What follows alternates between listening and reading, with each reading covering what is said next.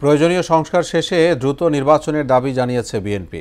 দলের মহাসচিব মির্জা ফখরুল ইসলাম আলমগীর বলেন, বাংলাদেশের বিরুদ্ধে এখনও অপপ্রচার অব্যাহত আছে, এ বিষয়ে সতর্ক থাকতে হবে। আর সংস্কার দীর্ঘায়িত হলে গণতন্ত্র বিপন্ন হবে বলে মনে করেন সিনিয়র যুগ্ম মহাসচিব রুহুল কবির রিজভী।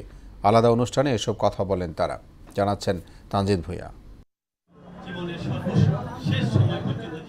নয়াপল্টনে বিএনপির কেন্দ্রীয় কার্যালয়ের সামনে জাতীয়তাবাদী স্বেচ্ছাসেবক দল আয়োজিত মিলাদ মাহফিলে উপস্থিত ছিলেন সংগঠনের বিভিন্ন পর্যায়ের নেতারা। ভারপ্রাপ্ত চেয়ারম্যান তারেক রহমানের মিথ্যা মামলা প্রত্যাহারের দাবি জানান তারা।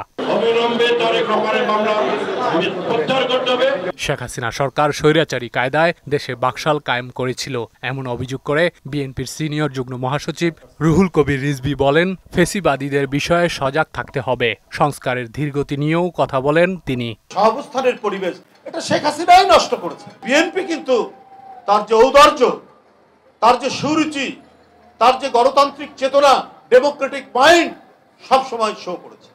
সংস্কারের নামে যদি সময় ক্ষেপণ করা হয়, অবাধ সুষ্ঠু নির্বাচন এবং গণতন্ত্রে ফেরার যে ব্যাপারটি, সেটা যদি অনিশ্চিত হয়, তাহলে গণতন্ত্র কিন্তু বিপন্ন হওয়ার সম্ভাবনা রয়েছে। এর আগে উলামা দল ঢাকা মহানগর উত্তরের পরিচিতি সভায় দেয়া বক্তব্যে বিএনপি চেয়ারপারসনের উপদেষ্টা জয়নুল আবেদিন ফারুক বলেন, দেশে এখনো ষড়যন্ত্র চলছে, এর দাঁত ভাঙা জবাব দিতে হবে।